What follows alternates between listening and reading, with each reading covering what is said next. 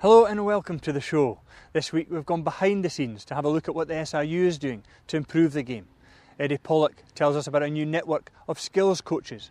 Chris Paterson has launched a series of videos on core values. And we hear from Major McKinnon on how the Army and rugby is working together.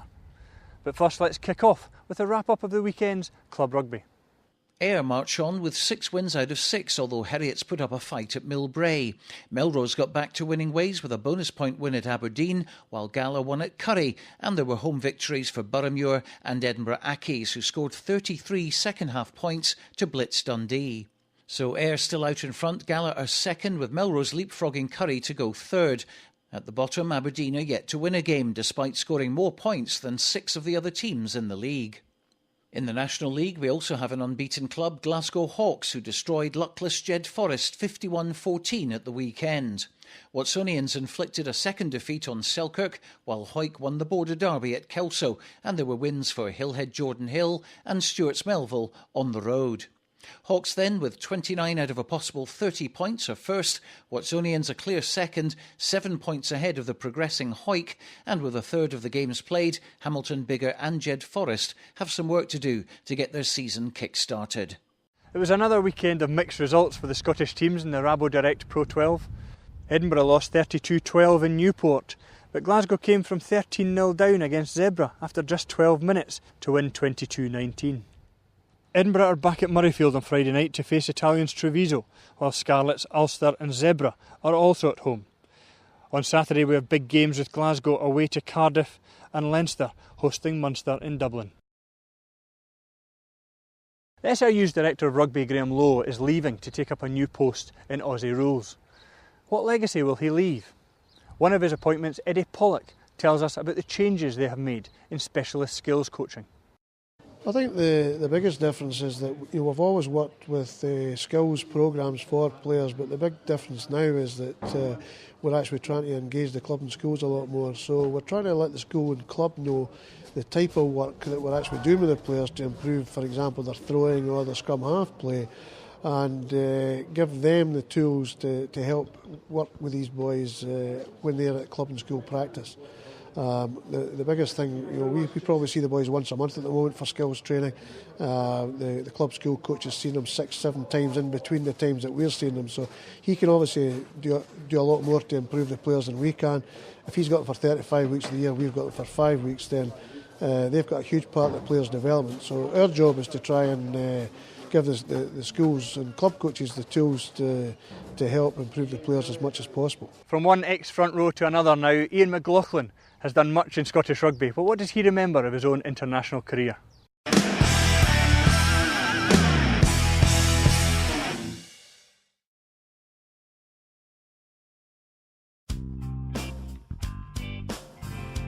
Passed very, very quickly.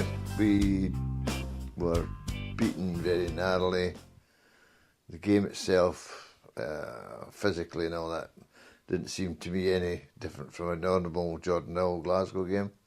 So, as I say, it was a very quick experience. I didn't ever go and see rugby being played. So my growing up heroes would be people like Jimmy Brown, the Kilmarnock goalie. Jimmy Brown was a rather rotund man. Great goalie, great entertainer. 1971 test against the All Blacks, first test.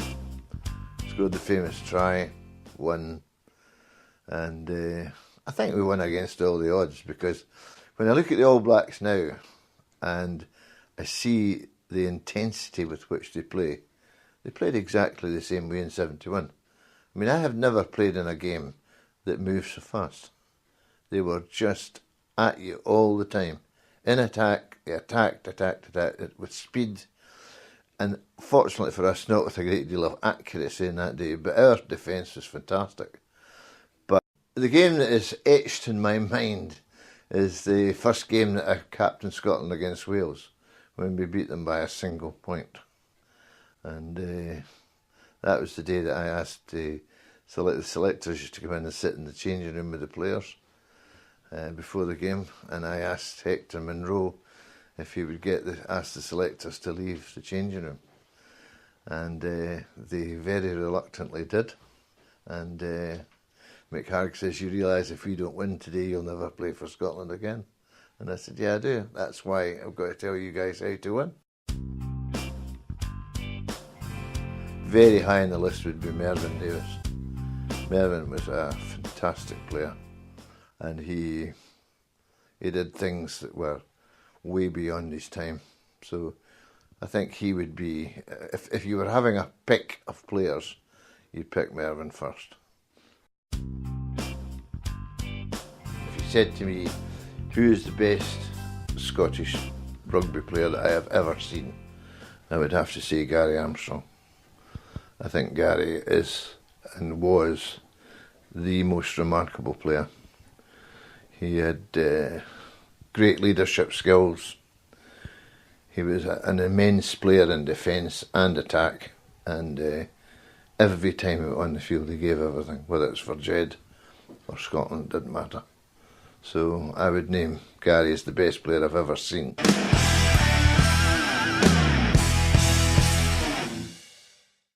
Chris Paterson has also left his playing days behind, but now as a Scottish Rugby ambassador, he's launched a series of videos on core values in rugby. He tells us why and what he hopes to achieve. We're here in Nidderdale to launch the Respect video, the first one in the series. It was filmed here, most of it was done here, so it's good to come back and show it for the first time, and I hope people like it. So what is the purpose of launching a video and videos about respect and other values? Well, there's 5 values of Scottish Rugby that are really trying to promote respect, leadership, achievement, engagement and enjoyment.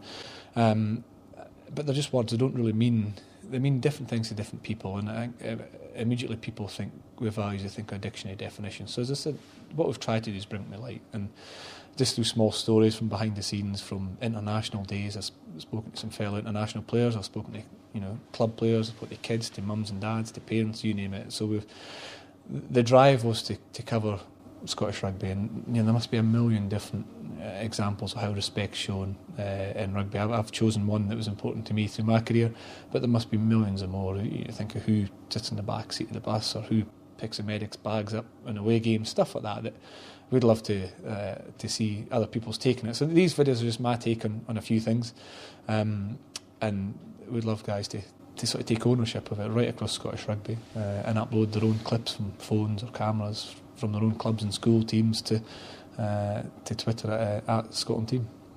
We know you as a coach now, getting involved in skills coaching, working with Glasgow, Edinburgh, age grade sides. Why did you want to get involved with this kind of off-field approach to things? It's just really important. I think to be a coach you need to learn the trade, and I'm well aware of that. I desperately want to stay in touch with the game, and I'm lucky enough to be able to do that in this specialist coaching role that I'm involved in at the moment, which is thoroughly enjoyable. But I didn't want to coach full time. I don't think I've got the attributes to coach full time.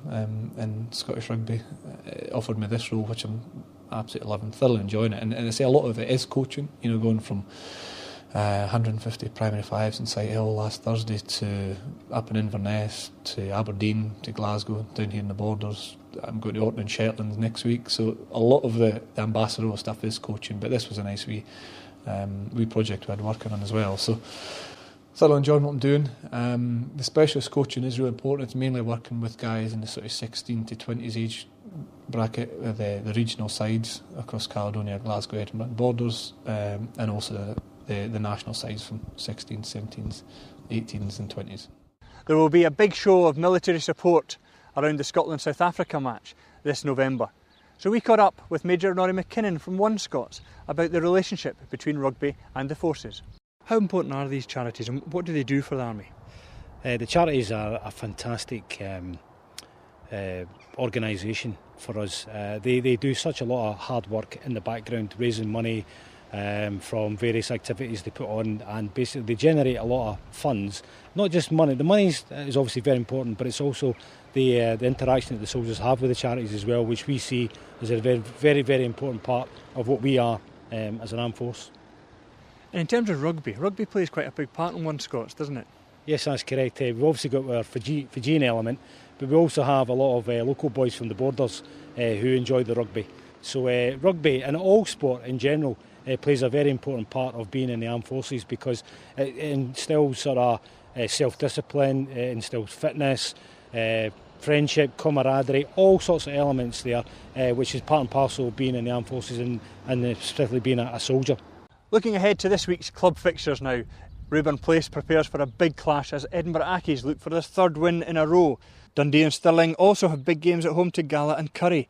Aberdeen Grammar are in the capital to face Heriots, and Melrose welcome an improving Boroughmuir, looking for their first Greenyards win in a month. And a quick look at the National League now. Stewart's Melville have their recent revival tested at home by Glasgow Hawks. Selkirk and Jed Forest meet in a border derby at Philip Hawke, and HAWICK, Hillhead, Jordan Hill and WATSONIANS are also at home. Well, that's it for this week. Join us again in the next edition of the Scotsman Rugby Show.